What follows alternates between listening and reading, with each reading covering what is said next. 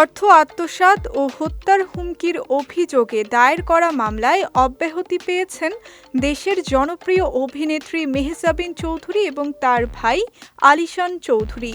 ১২ জানুয়ারি ঢাকার নির্বাহী ম্যাজিস্ট্রেট মোহাম্মদ আদনান জুলফিকার তাদের বিরুদ্ধে দায়ের করা মামলায় শুনানি শেষে অব্যাহতির আদেশ দেন। মামলা দায়ের করেছিলেন আমিরুল ইসলাম। আদালত ফৌজদারি কার্যবিধির ১০৭ ও ১১৭-র ৩ ধারায় মামলাটি গ্রহণ করেছিলেন। আসামিপক্ষের আইনজীবী তুহিন হাওলাদার জানান, মামলার ৭৯ লাইনের বক্তব্য সাজানো ও মন গড়া।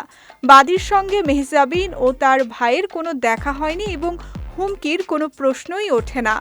আদালতে জবাব দাখিলের পর শুনানি নিয়ে তাদের অব্যাহতির আদেশ দেন আদালত। এর আগে ২০২৫ সালের ১০ নভেম্বর ঢাকার নির্বাহী ম্যাজিস্ট্রেট আদালত ৩-এর বিচারক আফরোজা তানিয়া তাদের বিরুদ্ধে গ্রেফতারি পরোয়ানা জারি করেন। ১৬ নভেম্বর তারা আত্মসমর্পণ করে জামিন পান। সেই শুনানি শেষে আদালত তাদের জামিন মঞ্জুর করেছিলেন।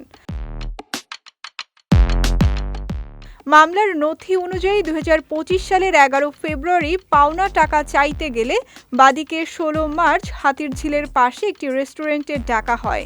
অভিযোগে বলা হয়, মেহজাবিন, তার ভাই ও আরও কয়েকজন ব্যক্তি অকথ্য ভাষায় গালিগালাজ করেন এবং হুমকি দেন।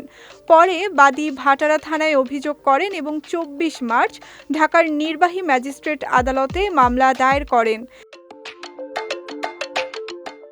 শেষ পর্যন্ত আদালত মামলাটি নথিজাত করে আসামিপক্ষকে অব্যাহতি প্রদান করেছেন। ফলে মেহজাবিন চৌধুরী ও তার ভাই এই মামলা থেকে মুক্ত হয়েছেন।